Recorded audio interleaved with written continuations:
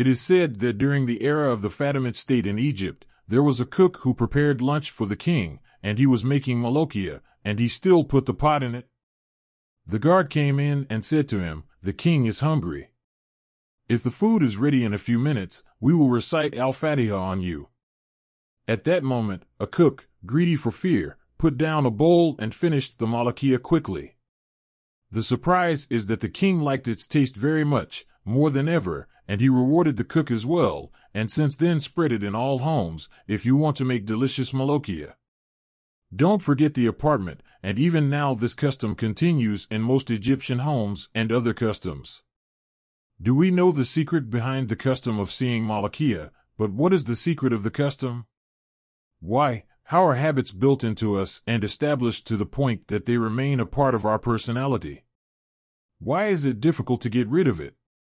Frankly, these questions are profound, so we seek help from psychology and neuroscience at Stanford University, Ras El Bol, Drac, who will understand us more about habits and their relationship to memory and nerves. How do we get rid of habits that we do not like, but in a scientific way? This is from the book of our episode today, entitled The Difficulty of Getting Rid of Habits and When Our Brain Clings to Them, and let us say that it means repeating the habit. It is the action or behavior that you always do unconsciously and without thinking, such as your morning routine from the first time you wake up and set the alarm clock, then you get up, brush your teeth, make coffee, go to school or work, and so on. I mean, at the end of the day, if you stop doing anything you do repeatedly every day, you will find yourself no longer thinking about its details.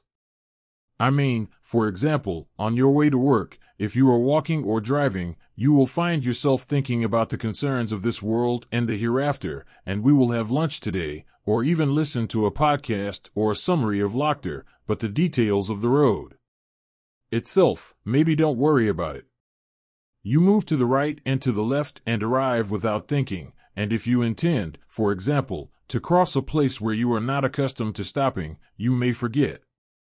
That is why we cannot imagine our life without habits, and how difficult and exhausting it would have been. Really imagine that before every time you catch yourself thinking, how do you inhale, then exhale, and what is the time for each thing? At the same time, we have a problem.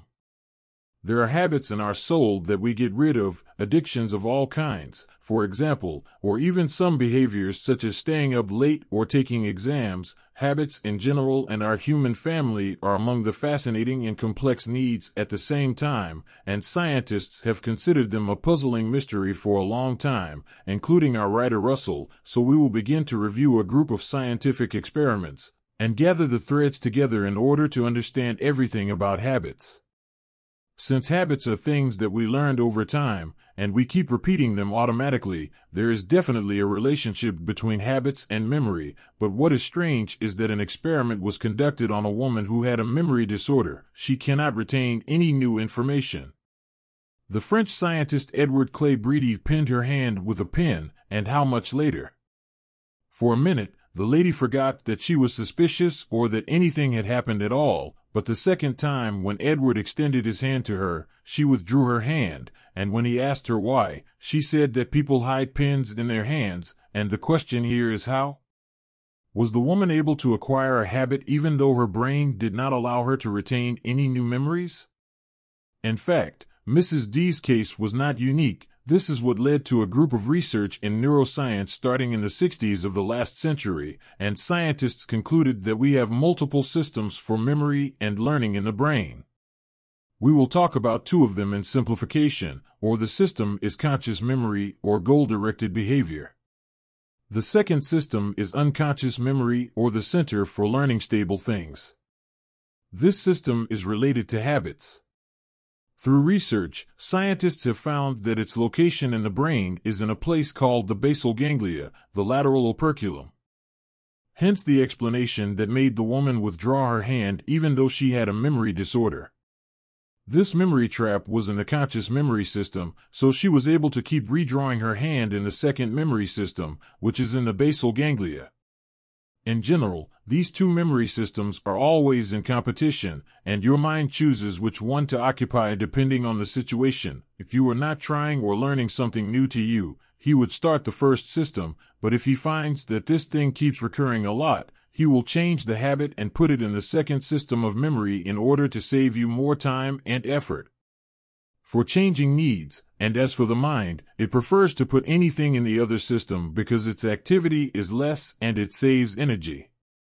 Our mind is actually considered somewhat lazy, but this is a mechanism to increase efficiency and to facilitate life and think about complex needs in general. For example, when you use your phone's keyboard, you will find yourself typing quickly and memorizing the positions of the letters, and you may write with your eyes closed at all.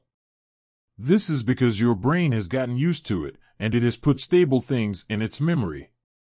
However, if you get, for example, a new phone, and its keyboard is different from your old one, you will find the book difficult to read and you will get confused in the letters.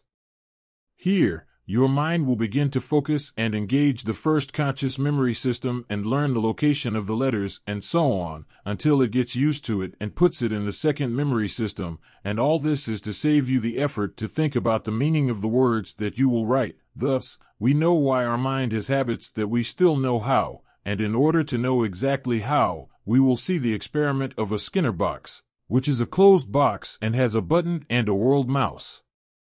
Display the three scenarios in order. The first scenario is that every time he presses the button, he gets food. The second scenario is random, and the idea that the mouse takes the food as soon as he presses the button is not guaranteed, meaning that the mouse may not find food as he is accustomed to, or he may find God knows best. As for the third and final scenario, no matter how hard a person presses the button, he will not find any food. Of course, each scenario took a period of preparation. Let's see what the mouse's behavior is in each scenario of the experiment, and what is its brain activity in the first scenario. While the mouse was still being trained and knew that pressing the button would bring food, it remained for him a source of happiness. It was considered a reward, but it was unexpected, and here the hormone dopamine activates the nerve cells after he received the reward. As for the second scenario, after the branch learned about the reward dialogue, we found that its dopamine rate increased before the action of pressing the button occurred, and the mouse continued to repeat this behavior from then on until it was no longer there. In the last scenario, the behavior of the mouse was that it pressed the button for and without reason.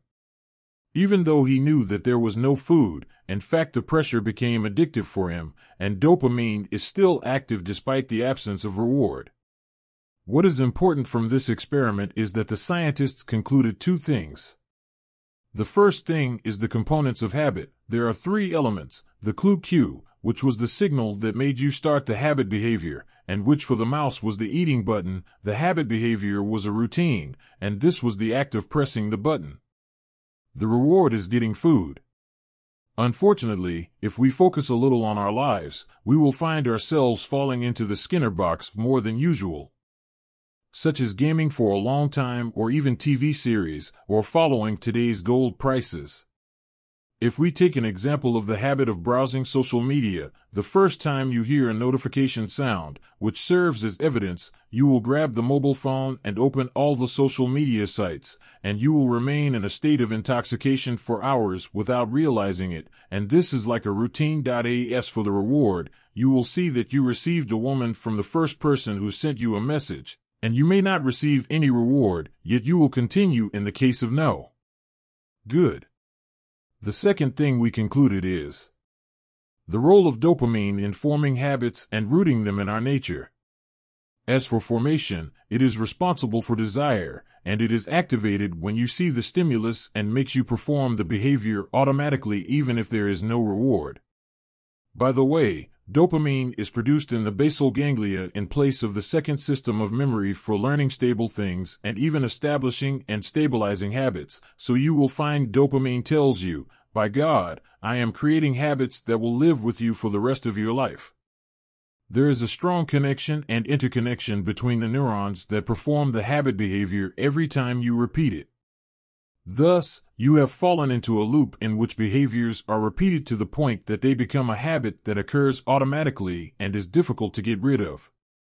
Little by little, these habits, especially if they are bad such as smoking, eating junk food, or taking drugs, will turn into compulsive behavior called behavioral addiction, and in the case of behavioral addiction, dopamine levels increase in the body in a larger amount than usual. The brain's sensitivity to stimuli, feelings, and attitudes decreases, so you will find that it no longer feels the same sense of pleasure from the old doses, whether from drugs or a lot of time spent gaming or social media.